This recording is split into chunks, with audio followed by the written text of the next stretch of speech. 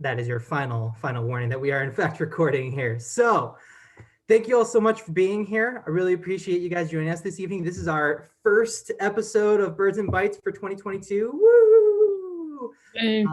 Hopefully you guys had a great holiday, great new year, and are continuing to stay warm here as the season's been kind of a little bit chillier on the side. Not maybe today and yesterday, but still pretty cold out lately.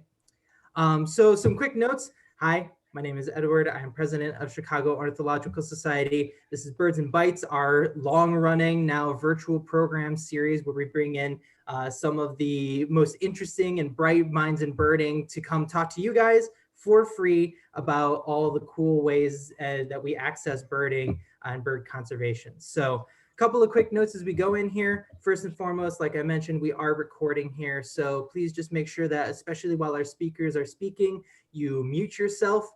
We don't want anybody in the background doing their dishes, which has happened on one of these before. And then additionally, I'm going to ask you guys to save your questions for the end. If you have questions as they come up through the course of the program, feel free to go ahead and put them in the chat and we'll be able to see those and then call on you at the end of the program to ask your question in person. Get a little bit of interaction and FaceTime in here. We like to kind of keep it casual and personal here.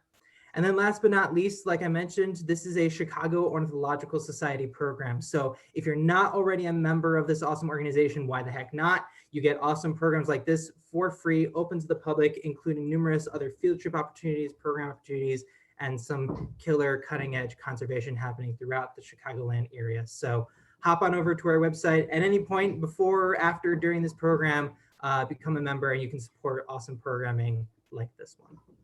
So you didn't come here to listen to me talk. I think without further ado, I'm going to go ahead and pass it over to our guest speakers here, Ethan Gyllenhaal and Nathan Goldberg. Give them a round of virtual applause here. Thank you guys so much and take it away. All righty. Well, thank you all for joining us today. I'm Nathan Goldberg and Ethan's right next to me virtually on the screen. And we're presenting today on birding with the elements, obviously a presentation in conjunction and for the Chicago Ornithological Society. So a little bit about ourselves first, just so you know who's actually talking to you. I'm Nathan, once again. Born and raised in Chicago. I've been birding since I was about 13 years old, so we're basically coming up on half of my lifetime. I'm a tour leader and guide for Red Hill Birding, a company founded locally by Josh Engel, who I know is in the audience today. I also sit on the COS board and am involved heavily with our fundraising endeavors. So just a plug, if anyone's interested in helping with that, we can always use an extra hand. And in 2020, in conjunction with some friends of mine, including Steve Huggins, who's on this call, I did set the Illinois State Big Year record with 341 species. And I will be tapping into some of that knowledge and experiences today. And I'm Ethan Gyllenhaal. So my story, I started off in Oak Park birding for since I was also about 13 when I started.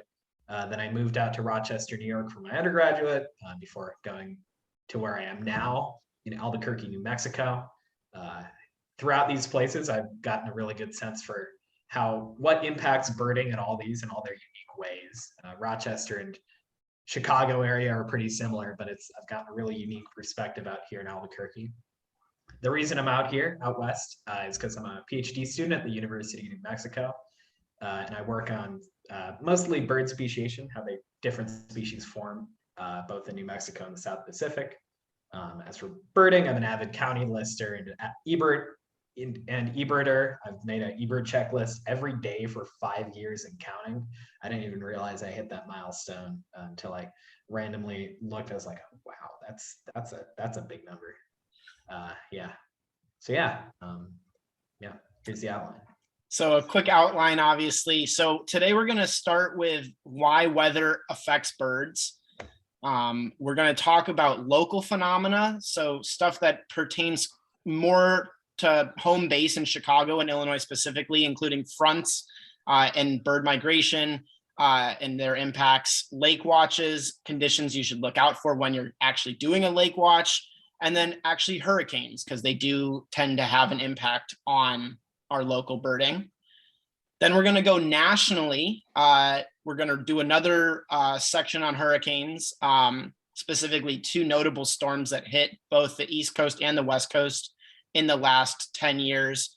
We'll talk about sea watching from the coasts and how that can differ from the Midwest, fallouts and what those really are, and then wrapping up with droughts and wildfire and their impacts on bird populations. And I believe here, we'll let Ethan take it away.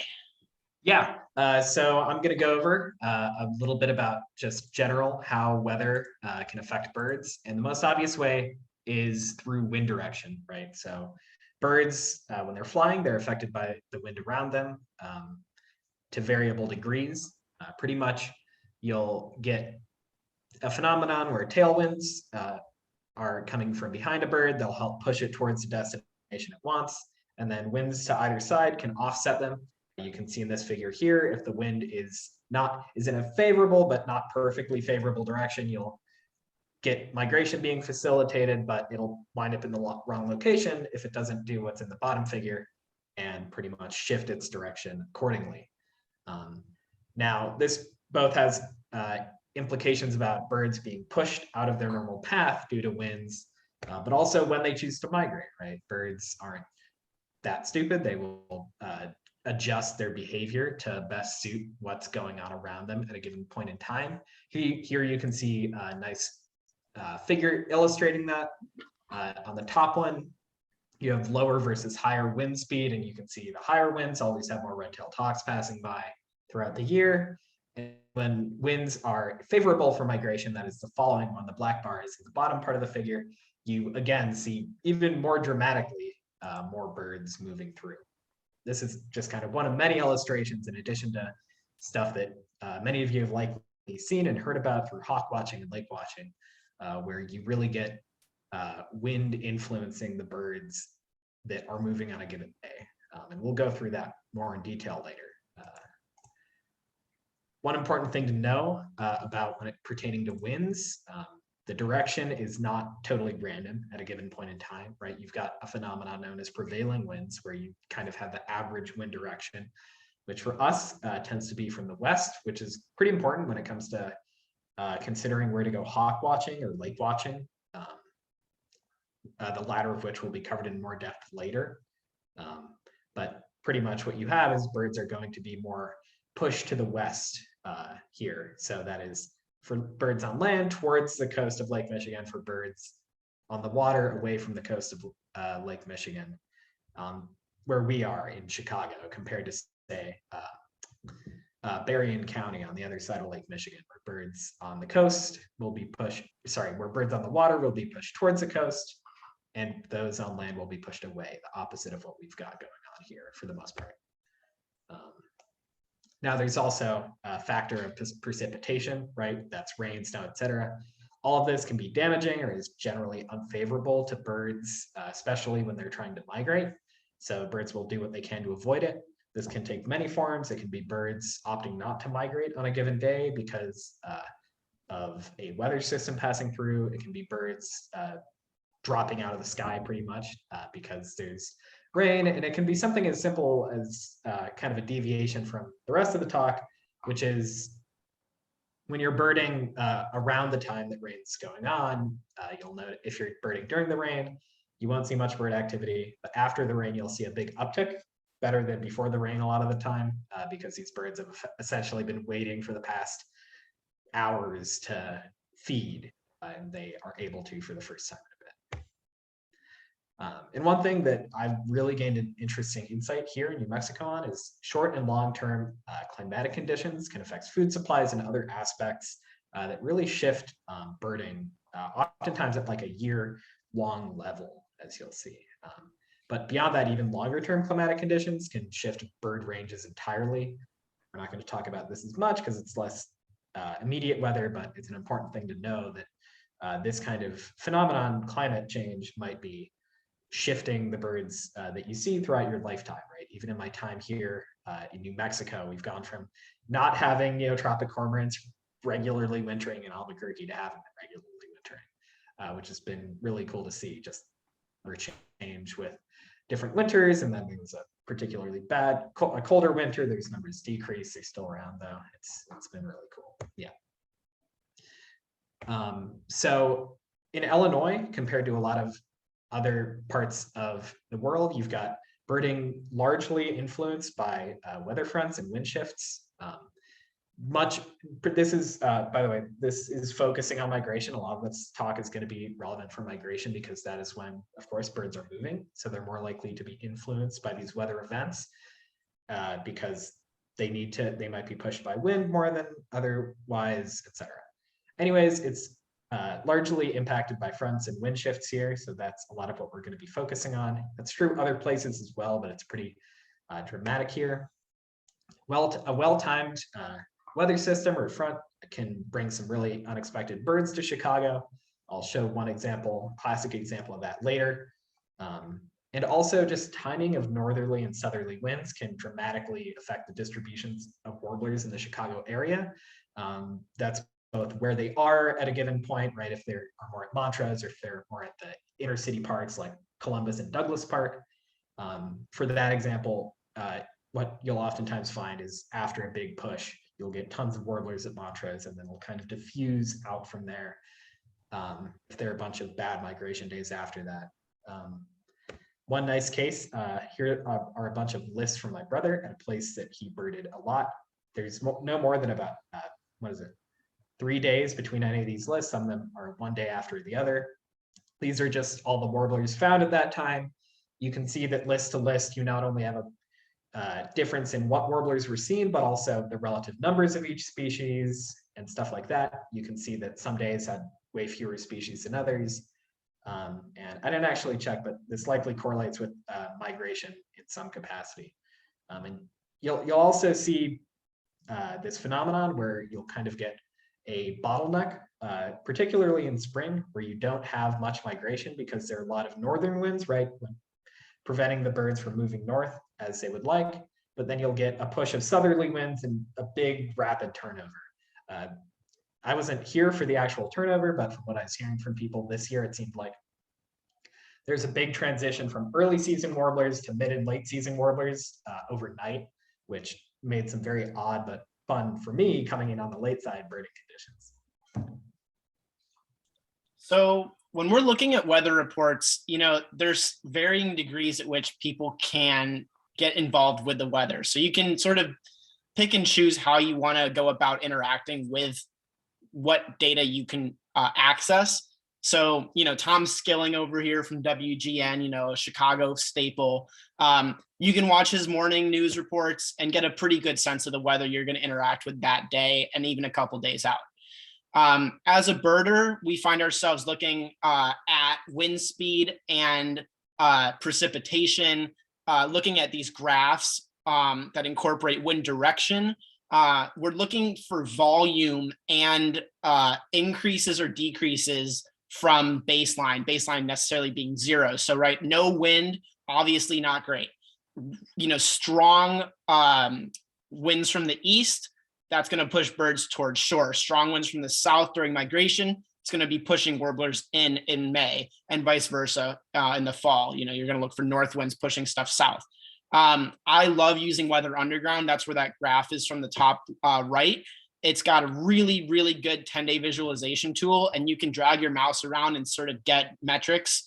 So you can actually notice even on that bottom wind graph how the winds are shifting directionally, as well as the magnitude in which they're changing. You can also note, obviously, snow, cloud cover, precipitation, temperature shifts all at once. And it gives you a really nice, concise model to look at. Further down the list, though, there are obviously ways to look at temperature drops, but also fronts. And that's where, that technicality can come in and play a role in how you're actually reading your weather reports and foreseeing how things might interact with the systems that you see in the field, right? When a front comes through, you're often going to have a temperature drop. You're going to have strong winds associated with it. And in many cases during migration, that can impact the number of birds you either are not going to see. So we'll talk more about that later, but sometimes birds ride the front of a storm. Or I guess they ride a front edge, you could call it, where they want to always outrun the storm. Other times they're migrating, they hit the front and they just drop out of it, drop out of the sky so that they don't get impacted, like Ethan said, by the precipitation, because that's often detrimental to flight. Where you fall in this when you do research for weather reports is always sort of a shifting benchmark. The Windy app is that screen in the middle that just shows wind direction. You can look at that for any part of the United States, and it gives you a really good sense of what surface winds are looking like. It's not always 100%, but it will give you at least directionally a good idea of what you're going to experience when you go out the door.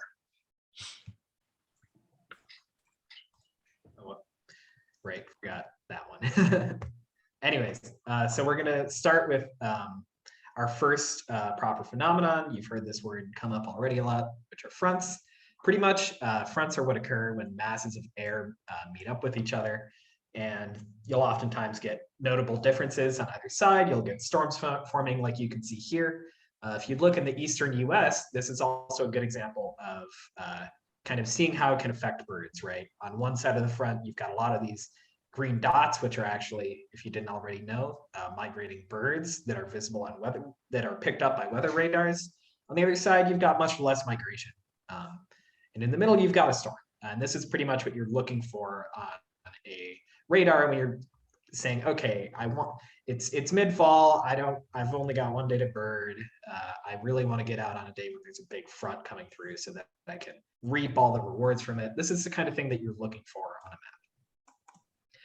map. What these fronts will do, so you'll for strong ones, you'll get big changes in winds. You'll also get these storms that I've talked about.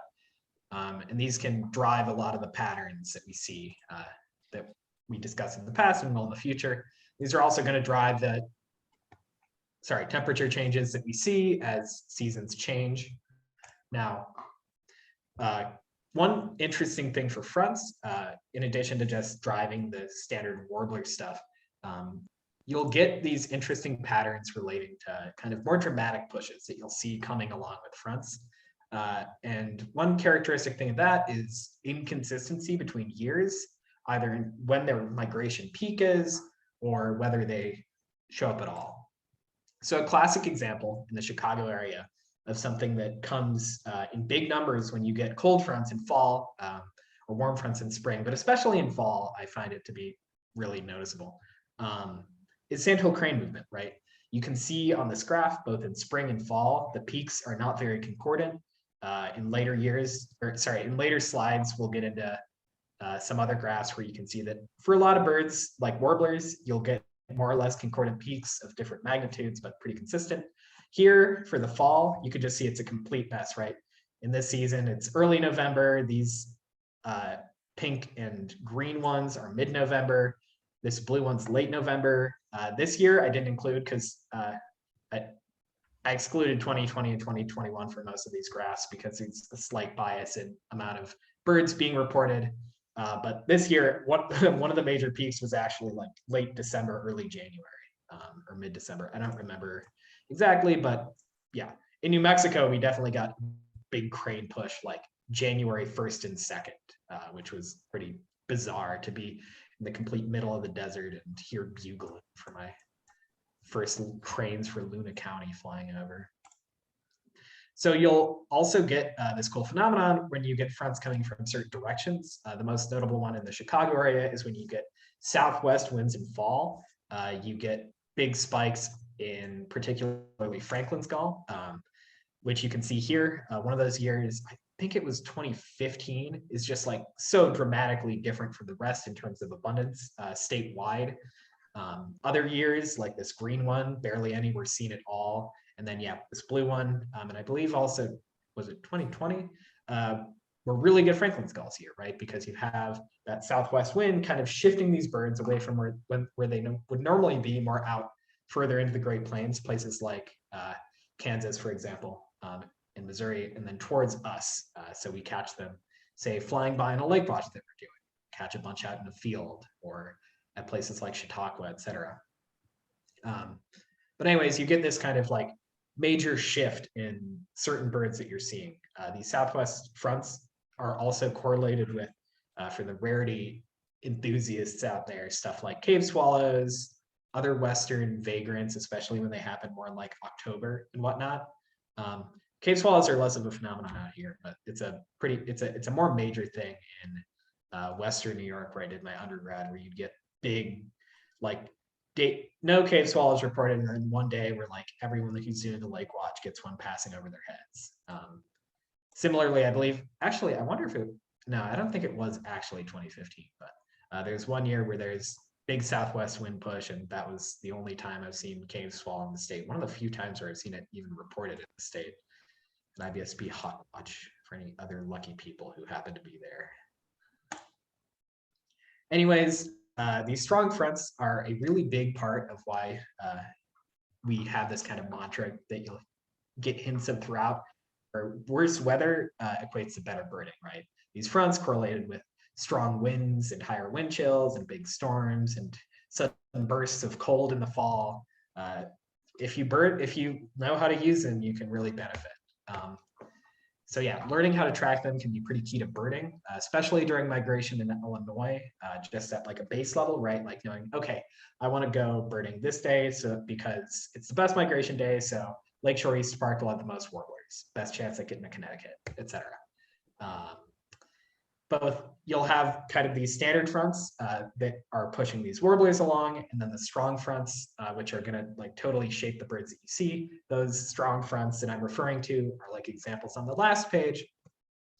But here's an example from Western New York, where my friend Greg and I, we decided to go out birding on the Finger Lakes because there was a big push, and we happened upon this great kingbird. It was only around that day and part of the next day, I think it was, and then left for good. That same day was also just incredible day of birding. I think we got a couple first county eBird records, and we had a lot of unusual things on the lake because I believe it was like strong easterly winds pushing stuff over from Lake Erie, I think it was in the spring, or at least putatively from Lake Erie. I don't actually remember, that might be wrong.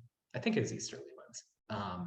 But we also had like scoters, a bunch of red-throated loons and redneck grebes on inland Finger Lakes that normally wouldn't get any of that. A time out in New Mexico, I forgot to add a photo for this. I was very insistent on going to the tricky but interesting to bird eastern plains of the state, which is very migrant trap oriented, on a day where there's a big front. It was super cold in the morning. Wasn't super fun, but eventually we wound up at a random floodle in the middle of nowhere, and we got 3 rare plovers for the state, some of the first records for that county, which was pretty well birded.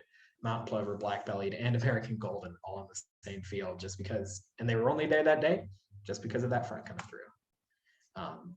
As Nathan will talk about with fallouts and talked about earlier, these fronts will also kind of push birds down. Here's a case from a list of Tom Johnson and a tour group in north central Pennsylvania, where they were pretty much in the mountains by an airport, and they happened to see this massive flock of assorted shorebirds, like ocean shorebirds, stuff that should not be inland at all, that had just gotten pushed along and were then grounded. Black-bellied plovers, red knots, ruddy turnstones, a whimbrel, all exceptional records for the area because they happen to know to be out and looking during this front.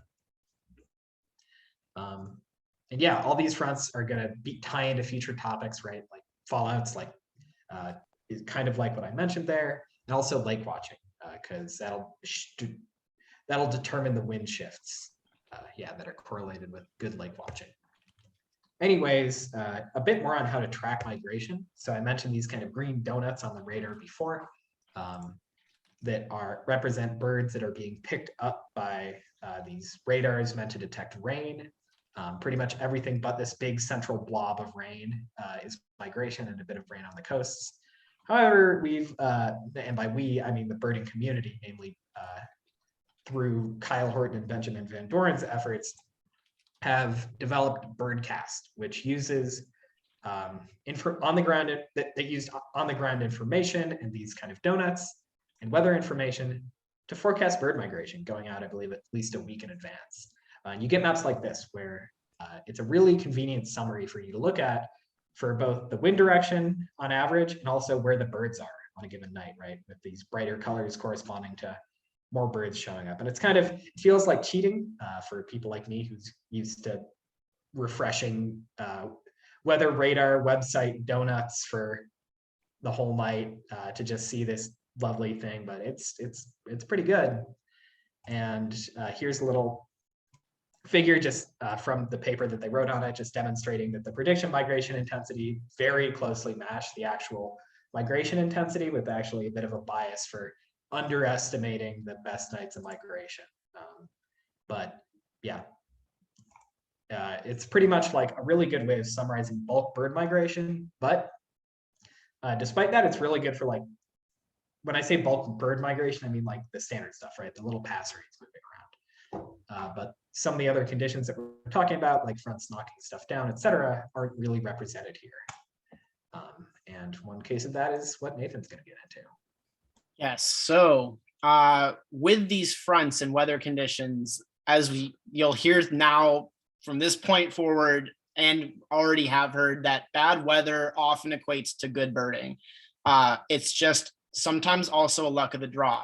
Just because there's bad weather doesn't necessarily mean you're going to be where the birds are, but you do stand a better chance of being out there. So, for example, Lake Michigan, we love the size of the lake. It creates sort of a big sink where birds don't want to be unless they have to be, if they're small passerines, or it's actually really good for sort of pelagic type birds. So think your Jaegers, kittiwakes, scoters.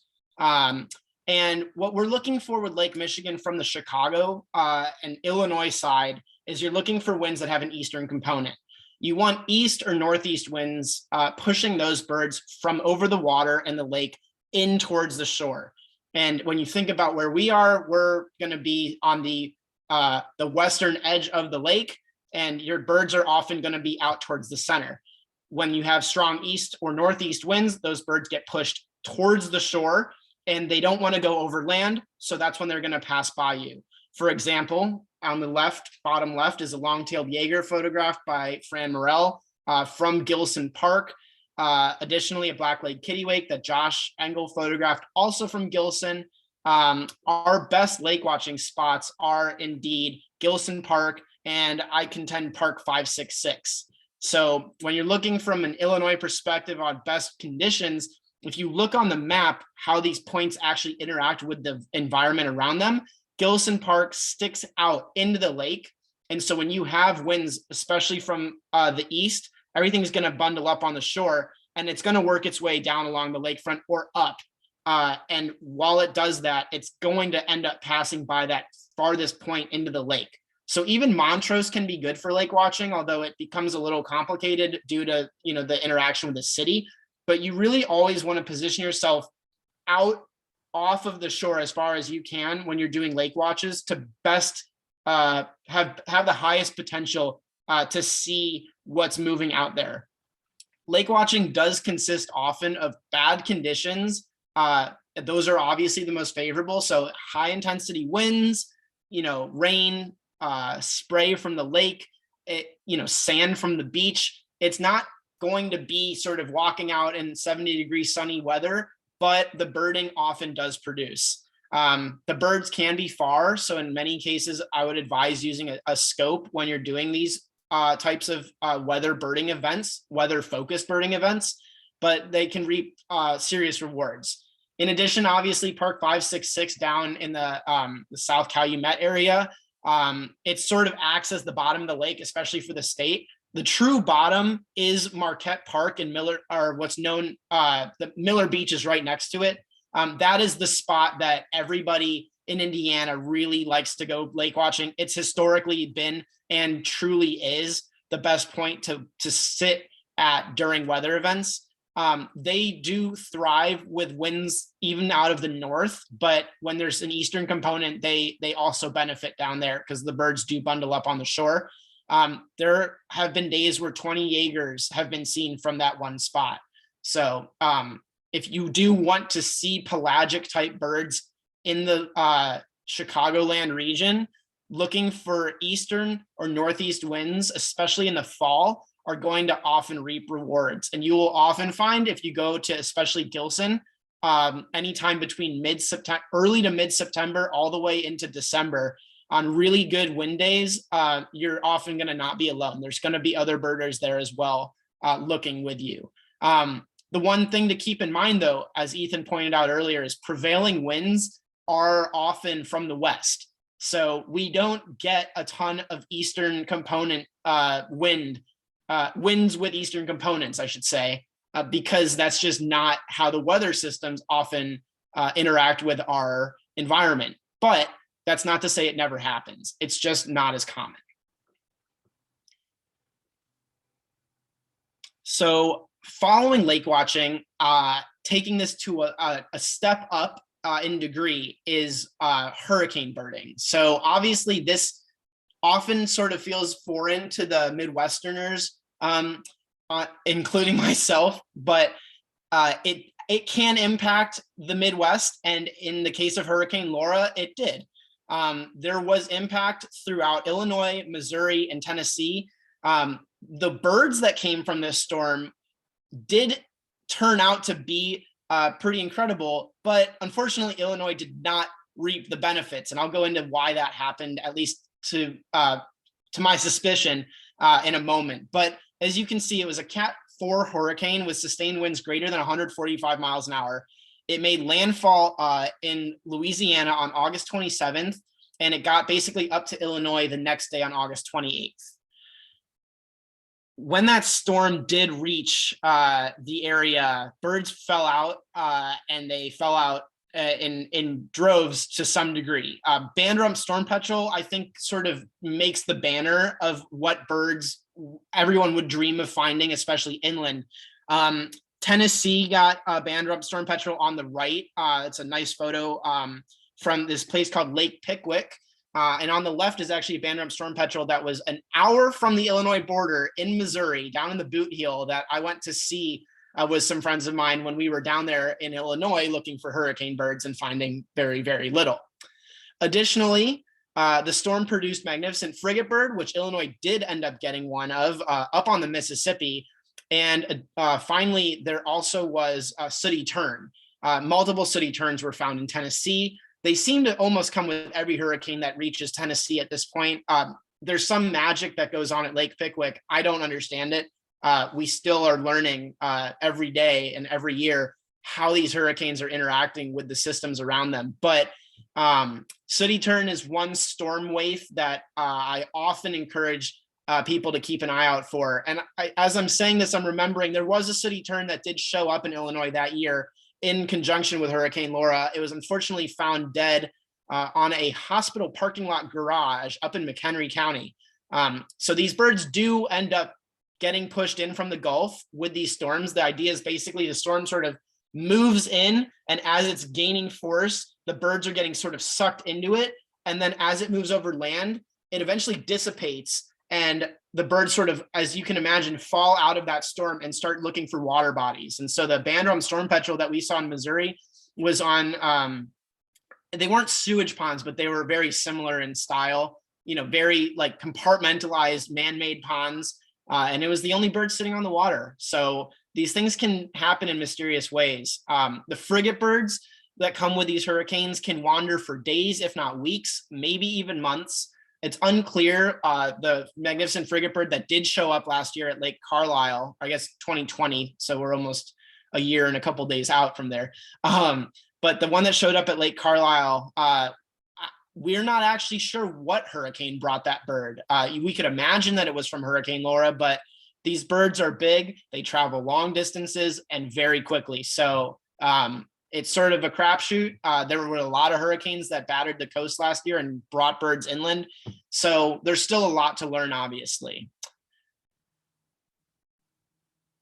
When we look on a national level, though, there are some examples of hurricanes that have really, really brought birders gold, shall we say. Hurricane Irene is one that comes to mind. And I use these as examples for everybody to recognize bad weather does equate to good birds. I will hammer that point as much as I can, because as much as I love not getting battered by bad, cold, rainy weather, I have realized that that's when the best birding does happen. And at least in my opinion, that's when the most interesting birding happens. So Hurricane Irene, obviously I wasn't there for that. I was actually in Illinois at that point in time, but having gone to school in upstate New York with Ethan, we heard from a lot of our friends that were there that this storm, for those that were able to make it out to Long Island, to Manhattan, they struck gold. It was a Cat 1 storm, so it was actually a fairly weak storm, but the conditions were pretty impressive in how it interacted with the coastline. The storm made landfall on August 27th, 2011, and avian displacement, so birds that got pushed around by the storm, occurred essentially all the way from Virginia, even further south to North Carolina, all the way up to New Hampshire. And the birds that displaced were pretty impressive. The top billing bird of this storm were white-tailed tropic birds. So this is a normally already fairly rare bird that lives out in the oceans, especially in the Caribbean.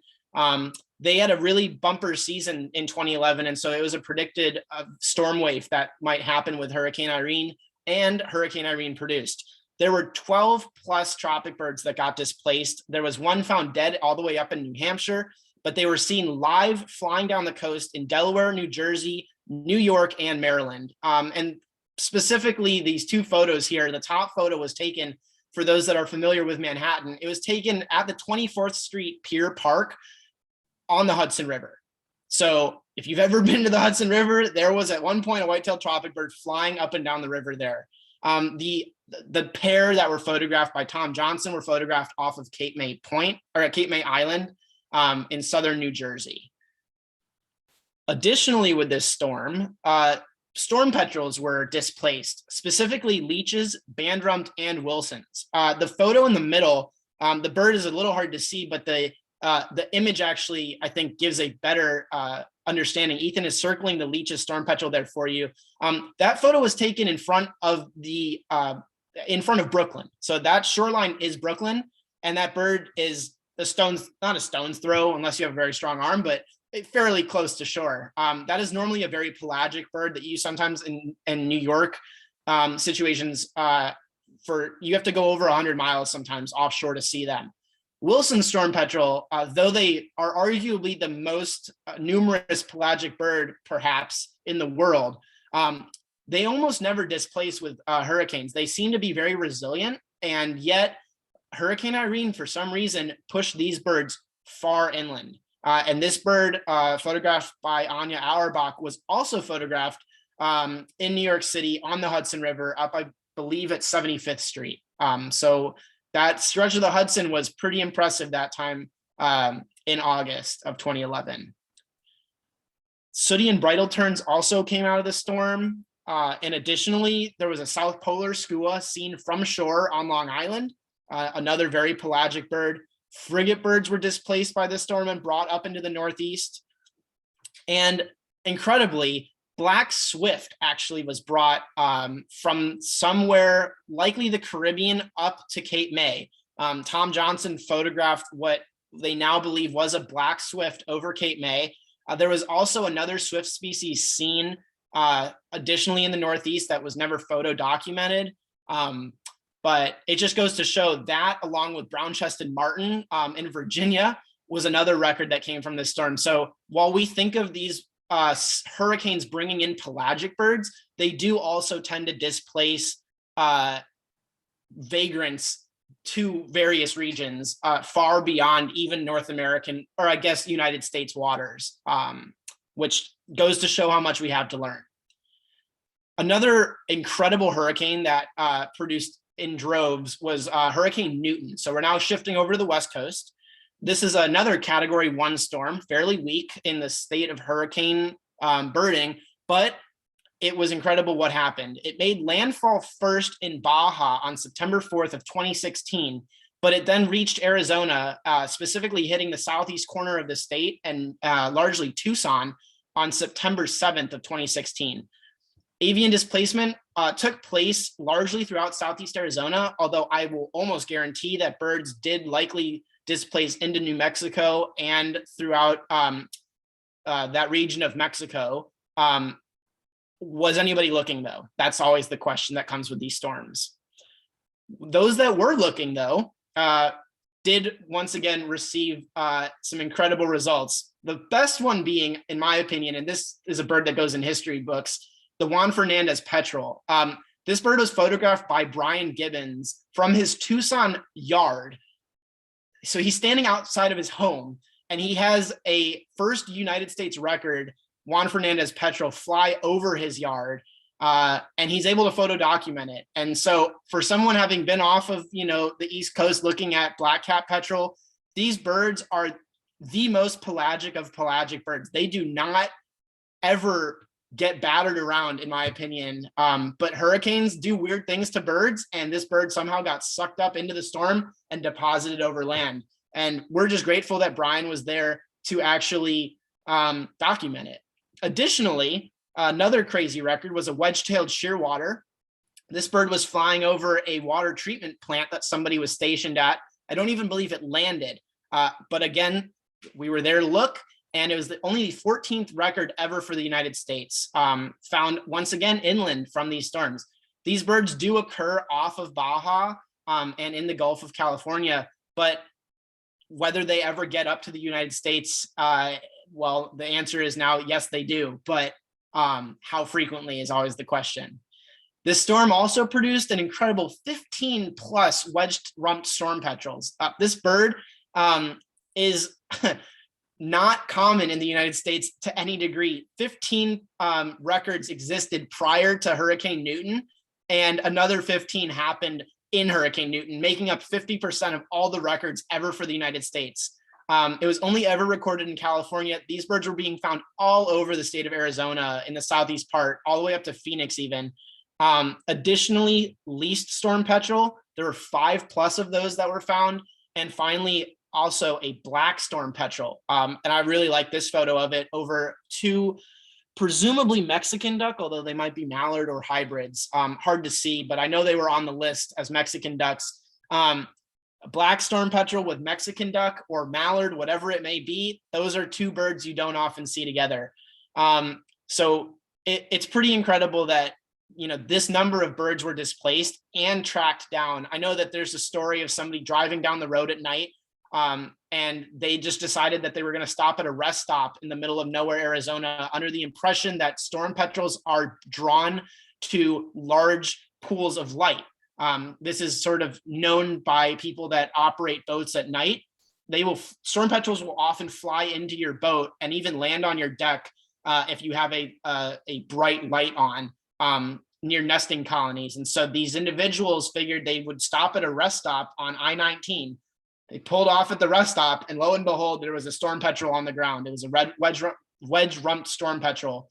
And I believe they ended up collecting a specimen for the museum. And a similar story happened with a least storm petrel circling over a yard in Tucson, and it ended up as a specimen once again. These birds generally don't make it back home. I hate to say that. It's sort of a sad component of storm birding, but what is, the silver lining is that if these birds are documented, they do at least live in the body of knowledge for us to use in the future, rather than just letting them sort of go unnoticed and assuming that nothing ever happens with these storms.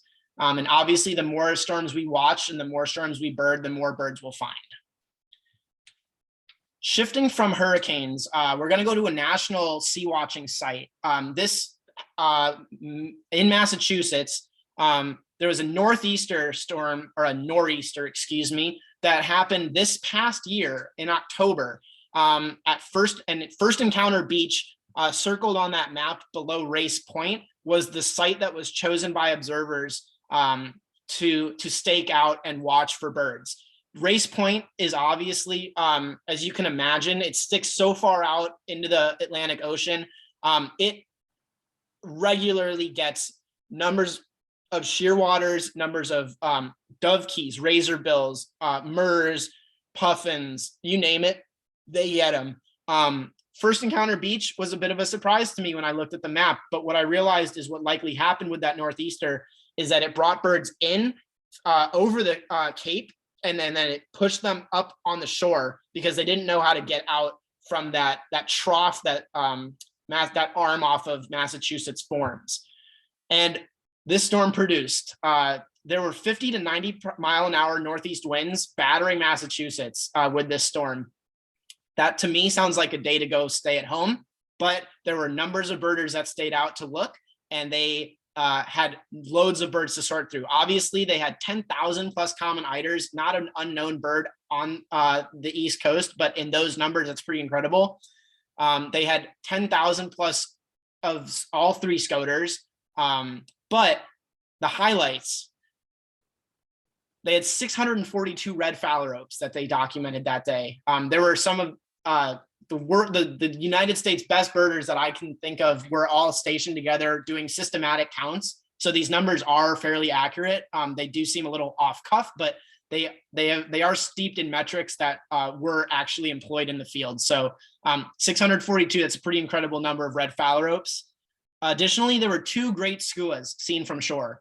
This is a bird that you often have to go offshore for, off to the continental shelf. They had these birds flying by and actually photo documented them, which I found to be pretty incredible.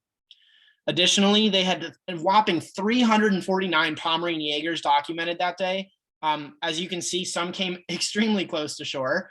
They also had two of the other Jaeger species, including parasitics and longtails. In the Alcid family, they had 600 plus dovekies move by. Some, it seems fairly close again to shore because they were able to photograph them. And given that bird is the size of, in some cases, a tennis ball or a small football, I mean, that's pretty incredible feat. And finally, they even had one brown booby, which they have been moving further north and becoming more regular in the Northeast, but always an incredible bird to get on a sea watch, especially off of Massachusetts. And so this is another case where birders watched the weather. They watched the wind patterns. They started thinking, where are these birds going to get pushed? What are they going to do? Where should we be? And where can we be safe to view these birds? They found a spot and the spot produced. And that happens time and time again. Once you start understanding what conditions to look for, the birds do end up following suit if you're able to predict accurately. Obviously, you're not always going to be 100%, but it can generally produce pretty incredibly. Shifting all the way to the other coast, I'm going to highlight two sea watch points in California, both Point La Jolla and Point Pinos. These locations generally are looking for winds with northern or western components. They want birds shoved up from the Pacific into the coast. And when you look at the maps of where these locations are, Point Pinos sticks out. This Point Pinos is located near Monterey. They have had some insane land bird records from shore, namely Murphy's, mottled, Hawaiian, and Cook's petrels, short-tailed, black-footed, and Laysan albatross. They had a whopping almost 50,000 Pacific loons move by just this past December. They've had a day with 67,000 common murres move offshore in 2017. As you can imagine, this location, when you look even on a large map, it sticks out into the ocean. And with favorable wind conditions, birds are that's going to be the first point of land birds are encountering. They don't want to be close to land. A Laysan albatross that close to shore is not a happy Laysan albatross. As you can see in this photo, it's near a weather buoy out in the ocean.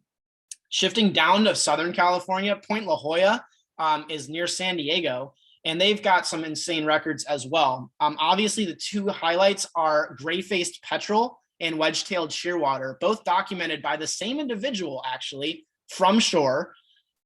They've had numerous encounters with fork-tailed, leeches, ashy, black, and leaf storm petrels, 10,000 plus black-vented shearwaters. As you can see from that photo, it's almost a common sight to some degree.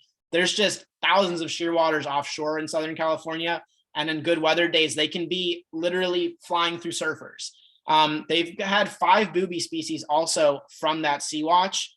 But as you can see from the map, once again, it operates similarly to Point Pinos as it does to Gilson Park, as it does to Park 566. It is a point of land offshore that the winds will push birds towards and around, and the birds don't want to obviously go onto the shore. So what do? They fly past it.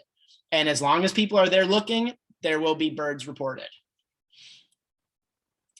So we're going to shift now from sea watching and hurricanes to fallouts. What are they?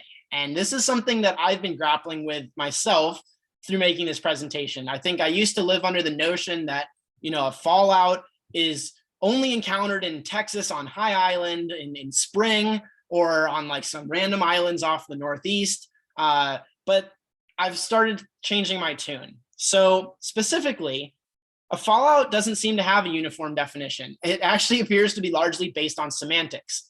What I can tell you is a fallout is also impacted obviously by people who've been birding a long time versus people who are relatively new. Bird populations have shifted dramatically into the negatives. And so the number of birds generally is just less birds, but we do still get conditions that lead to what people call a fallout, which is, as a general working concept, a geographic point that concentrates birds, that encounters a weather event, whether fronts or rain or a shift in wind or all three or parts of all those, and pushes those birds down. So think about birds that are migrating. They get stopped migrating, and where do they go? They go down. They go and land at the nearest point of land. So you can see a fallout, in my opinion, at Montrose. It's rare. I would say a good migration day versus a fallout are very different. But when birds are feeding on the ground at your feet without any care in the world, and there's thousands of them or even hundreds of them scattered around, that's when you might want to start using the term fallout. There are some really, really, really good examples of fallout that we have found that we'll present with you or for you tonight. But generally, as a working concept, let's just stay here for one moment. You want a geographic point that will concentrate birds, whether it's the shoreline of a coastline or a shoreline or an island in the ocean. And again, you want a weather event to stop migration, whether it's spring or fall. Generally, spring is better. The idea is that the birds are flying, they hit something and they go down. And so we go to Machias Seal Island, or Machias. I still have to learn how to pronounce that word. May 24th, 2011 was arguably one of the best fallout days in recent memory that has been documented. The location, as you can see from the red pin on the map, it's offshore Maine. It's actually in a disputed territory between the US and Canada.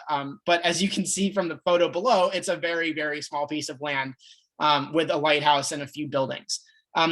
The conditions on May 24th, 2011 overnight shifted to become foggy, rainy with a very low cloud ceiling, all of which help, especially given that you're in late May. With those weather events, the location, and it coinciding with a heavy, heavy migration, which I'm sure you would have been able to see on radar if you go back to that day, those conditions all were ripe for a fallout. And fallout there was. These photos by this individual who was living on the island at that time, his name is Ralph Eldridge, document what a true fallout, in my opinion, looks like. As you can see from the center bottom photo, numerous Blackburnian, magnolia, yellow warblers, ovenbirds, common yellowthroats, American redstarts, blackpoll warblers. On the left of that is a black-throated blue, black-throated green warblers. I mean, the list goes on. Excuse me. And from the top left and the bottom right photos, and even the birds on the wire and the platforms, you can see these birds were exhausted. They were migrating and they got stopped by the weather and they just fell out of the sky. They landed on the first point of land they could find, and that happened to be the island. I hate to imagine how many birds did not make it to that island. So that's something to consider. But those that did, Ralph actually puts in a blog that was written up about this event. He encourages you, if you ever are in an instance where you're experiencing a fallout of this magnitude, do your best to just not bother the birds. Don't get up close and get as many photos as you can. These birds are stressed, they're tired, they're exhausted, and they're likely starving. let them feed, let them relax and take a breather. They have flown thousands of miles to some degree, and they do not really need you getting all up in their business. As you can see in the top left photo, it's just mind-boggling. Every speck you see in that photo is a warbler or a passerine. And I couldn't even tell you what they all are because frankly, the diversity is pretty incredible. This to me is an example of a true fallout. There are other examples though. In coastal Texas, the most famous place for fallouts, as many have heard in the big year, fallout is not, there are fallout conditions. It is not fallout. That is not the term. There are fallout conditions. Speaking with Josh Engel, who leads tours down in South Texas, it seems to now be an event that occurs there once every 10 to 15 years. It is not an annual event that you will see down there. So going to Texas during late April and expecting to see thousands upon thousands of birds on the ground walking over your shoe is not something that you should have as an expectation. But that doesn't mean it won't happen. And it did happen fairly recently. So top left photo obviously is Josh with a summer tanager about inches away from his foot, and Ethan's mouse can circle that for you. And then as you can see, this is what another example of fallout to me looks like. You have orioles, you have buntings, you have grosbeaks all together feeding on the ground in unison, all trying to get food. The center photo is, I counted 25 indigo buntings all together, all trying to find some food. They don't care about the humans. And actually the right photo is another favorite of mine that I saw a long time ago on Facebook.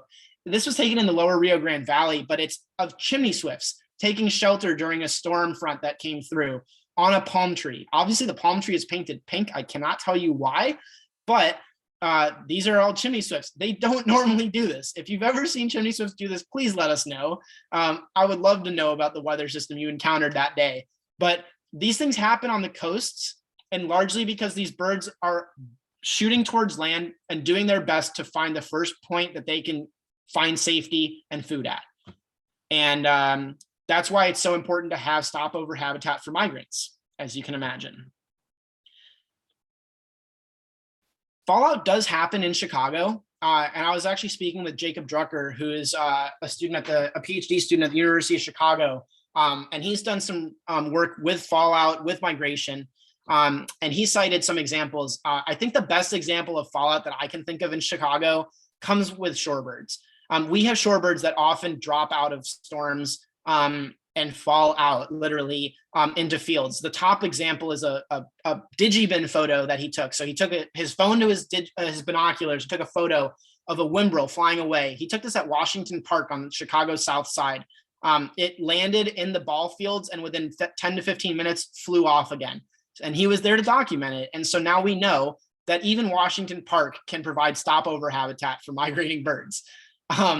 Additionally, the left photo of short-billed dowitchers were all taken at Washington Park again in Chicago on the ball fields. So they don't necessarily want to stop at ball fields, but when a weather system comes through, knocks them down and puts them in the fields, puts them on the ground, they're gonna find the best habitat they can.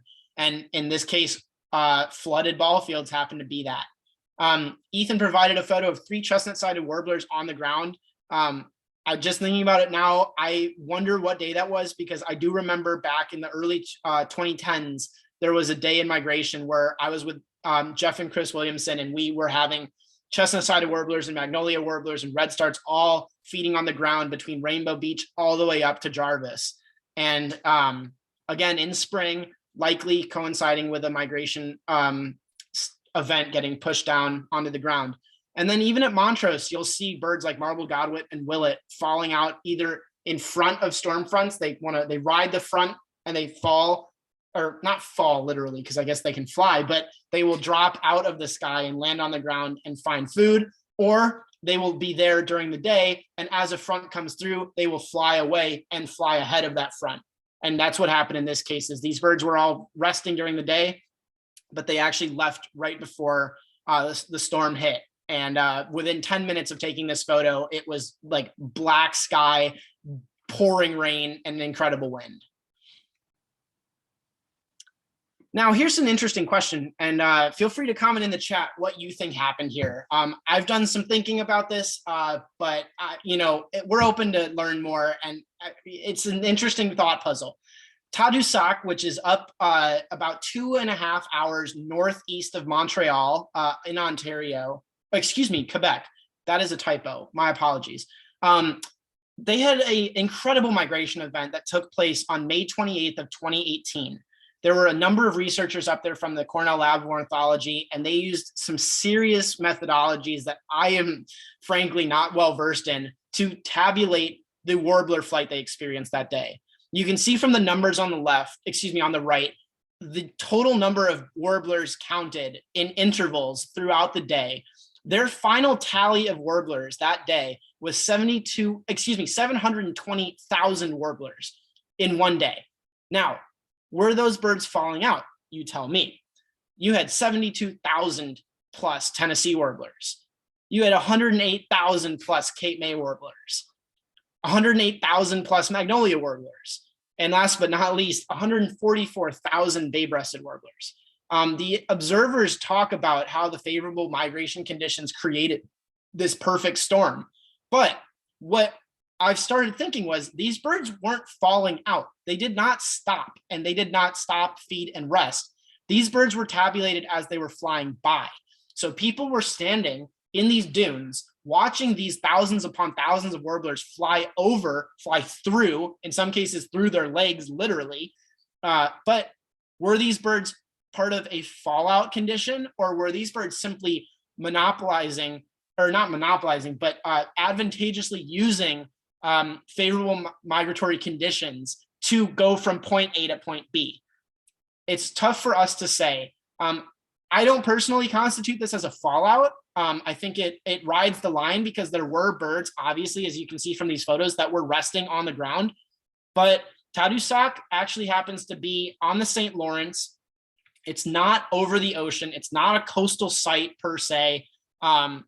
It's sort of odd to think about these birds as just falling out of the sky and that many being all around you. But there's still so much to learn. So what really created this flight? And the other question is this flight annual? Does this happen, once in 10, 20, 30 years? Or were they just lucky? I mean, it's tough for us to say.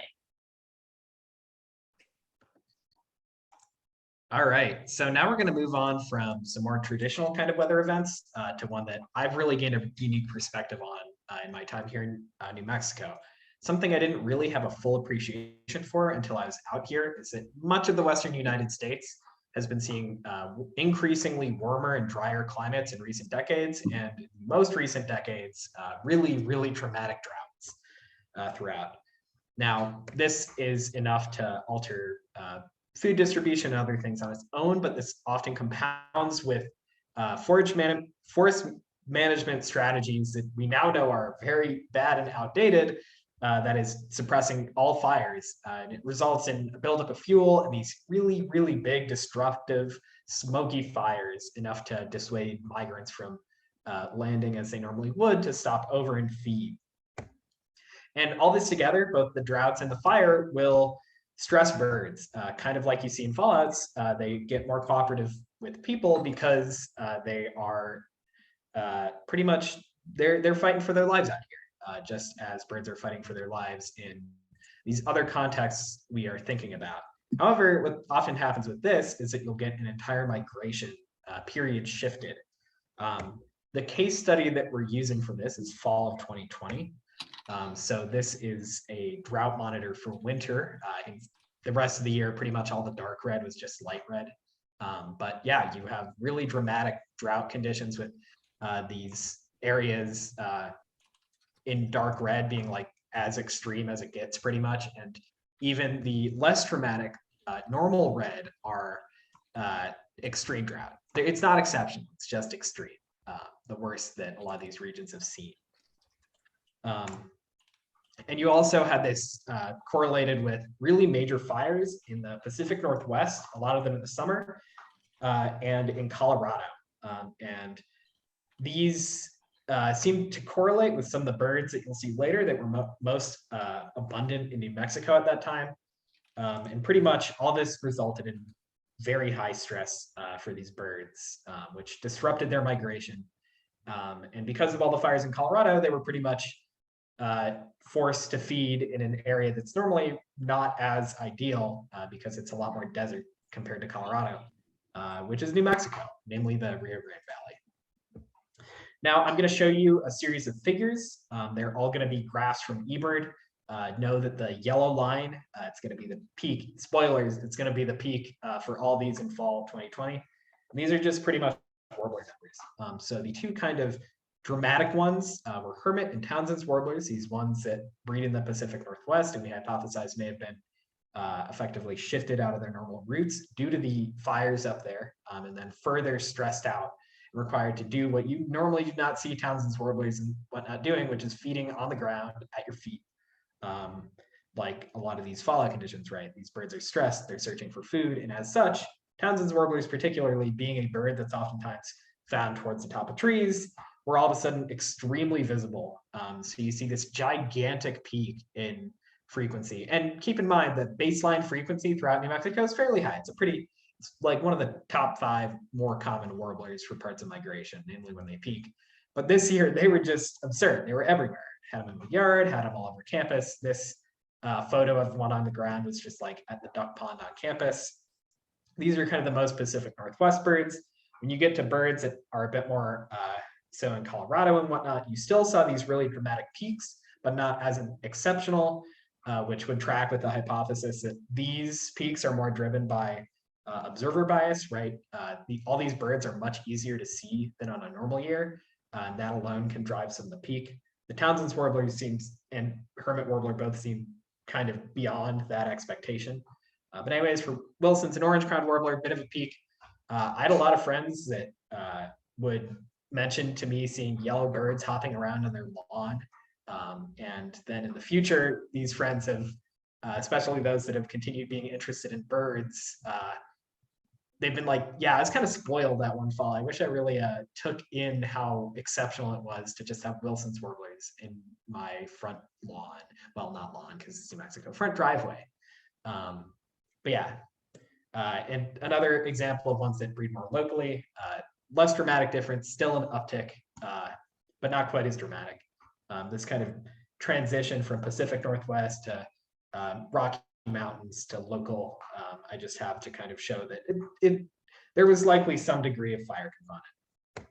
This also allowed for the finding and identification of this exceptionally weird hybrid, yellow, black-throated blue hybrid on UNM's campus, and the finding of a lot of other rare birds because, as I mentioned, these birds were stressed. They were kind of foraging all around in the trees and bushes right in front of you.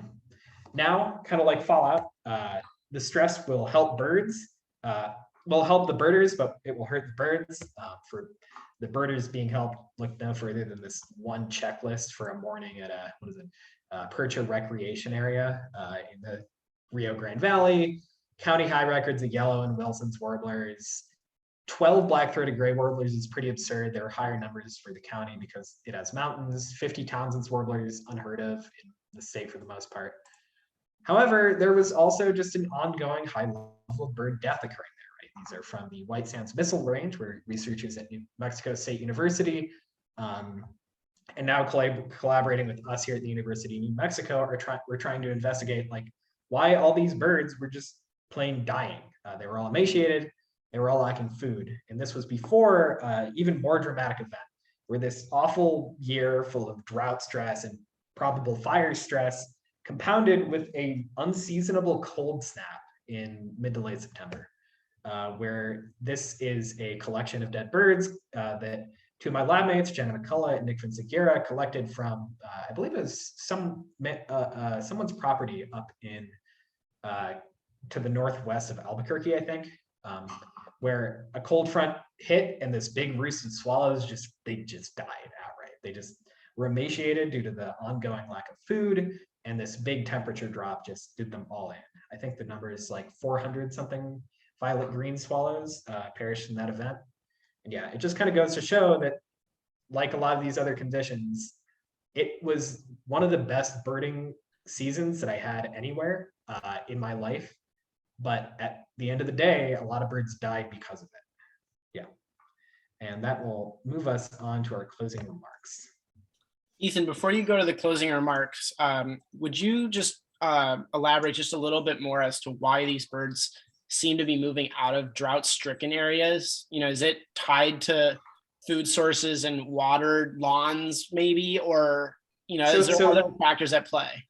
So for all the birds on the left, they were at like a lawn spot. All these birds are in a drought-stricken area though. It's more so that because there were so few bugs, they were food stressed, so they were emaciated and scrambling for food at your feet, right? Black-throated gray warblers are not normally a ground bird, but a good chunk of those 12 were foraging in the ground on one of the campsites there for the list in the top right corner.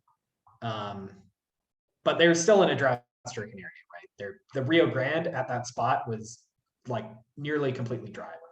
There was a trickle, I think.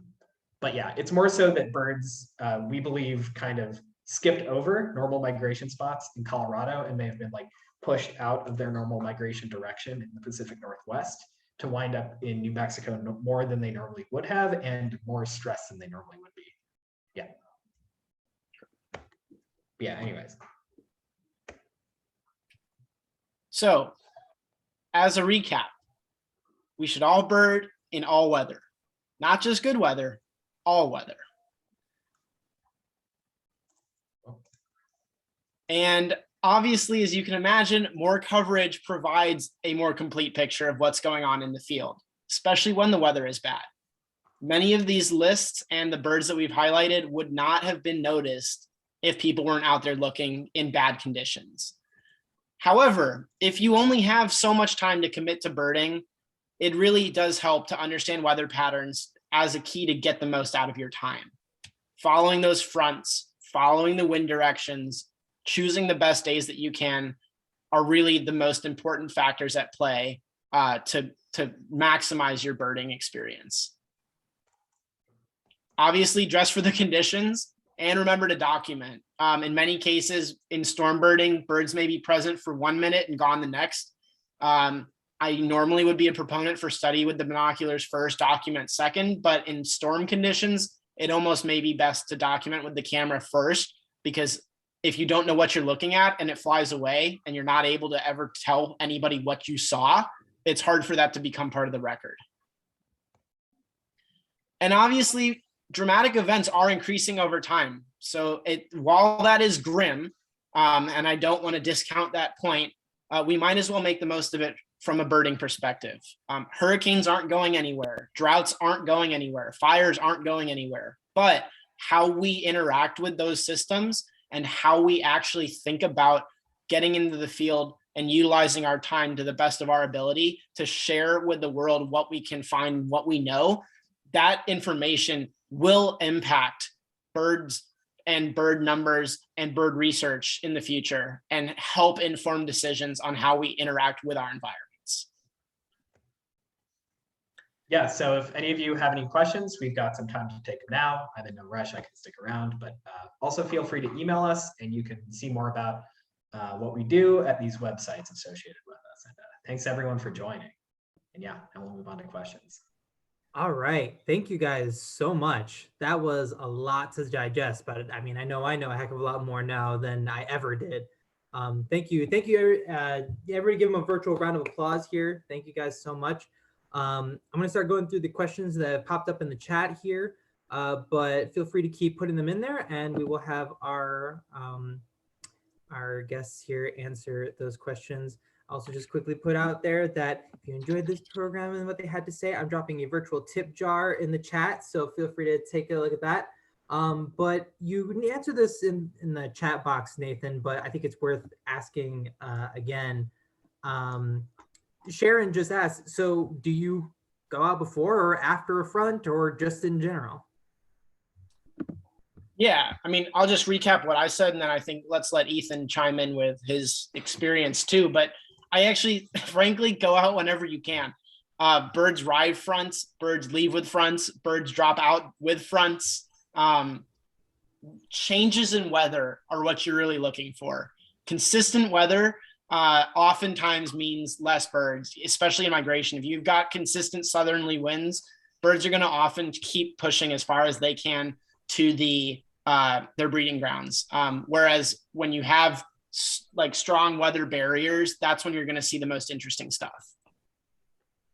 Yeah, and I definitely, as much as it can be a pain, being out during the front is oftentimes pretty exciting and can produce the best, right? Like a front was passing the day that I got the great kingbird and all those weird loon things, weird loons and grebes and scoters on Clear Lakes.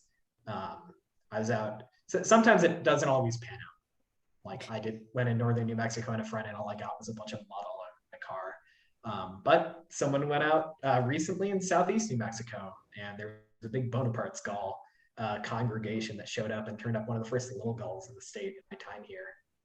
Yeah. There was also a question I saw, which we haven't answered yet, which we're happy to elaborate on. Christina Harbor asked, can you expand on being prepared for bad weather? So clothing, gear, etc. Do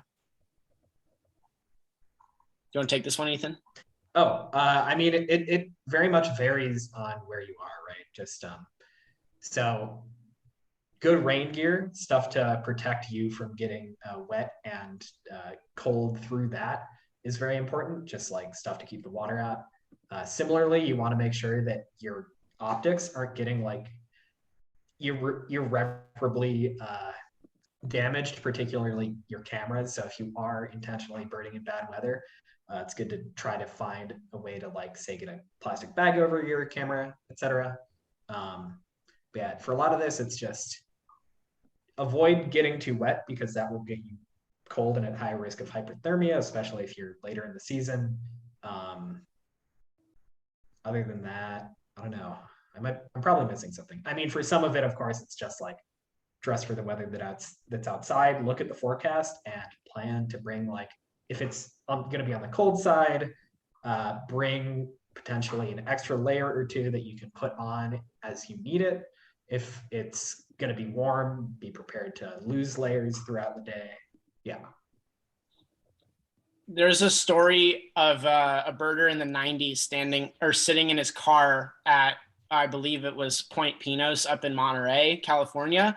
And it was so windy. There was like a huge storm offshore that was rocking his car to the degree that he couldn't even get outside. But he put his scope up from his window, sheltered as much as he could. And that's when he saw a mottled petrel fly by close to shore. So it's crazy what will bring birds into shore, but as you can imagine, the bad weather that brings birds in also is likely really can be hazardous to humans too. So it's always important, especially if you're going to go hurricane birding, to keep in mind how you're interacting with that storm and what you're choosing to do and how you're going to be safe and what your plan is, and maintaining connection with people who are in a safer environment that might be able to help you if you get in trouble. You got to think ahead too if you're going to storm bird. But yeah, and I will admit, our presentation touched on a lot of topics. We didn't have time for all, but Steve Huggins in the comments did mention another really important weather-related birding event. And we've actually, I think in Birds and Bytes, even had a whole presentation on this regarding hawk watching. So it's largely front dependent. You want to look, especially in northeastern Illinois, for winds that are going to be out of the northwest and following cold fronts. Birds get pushed up against the lakefront and they go down the lake edge. So you want to be in a position, obviously, to see those birds. You don't want to be inland if the winds are pushing them on the lakefront. And if they're not pushing the lakefront, but you still have western components, being inland might help. But generally, hawks are largely dependent on winds and fronts as well, just like the cranes. I mean, when cranes move in December and November, those are often days that you'll get golden eagles too. They follow the same patterns. And then there was a question regarding how, like, getting documentation of photos of these birds in these conditions. Yeah, it is very tough. Obviously, when you're out there trying to tabulate birds, sometimes you forget to document. and vice versa. Sometimes you document and you're missing birds when you're photographing them. So the list, for example, off of Massachusetts with the 2 great skuas and the 600 red phalaropes and the dovekies and all that, I think largely those observers are working in tandem with each other. You know, there's certain people that were dedicated to looking at the horizon line. There were others that were focusing on close birds and shore. There's likely somebody that's always watching the sky, because when you're looking through your telescope at the water, you sometimes miss birds that fly right over your head. There's people with cameras out there that are often like, all right, we see this bird is here, someone get a photo. It's often a team effort. And so the more people you can get out to bird together on bad weather, the better off you'll probably be.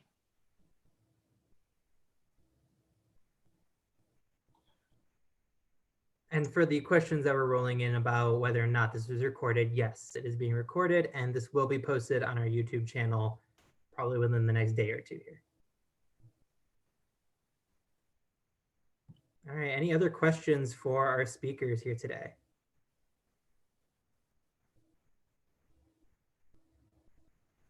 I don't see any others rolling in here. So I think with that, we'll go ahead and wrap things up. So once again, round of applause for our speakers here. Thank you so much, Ethan and Nathan, for your time, your expertise. We really, really appreciate it.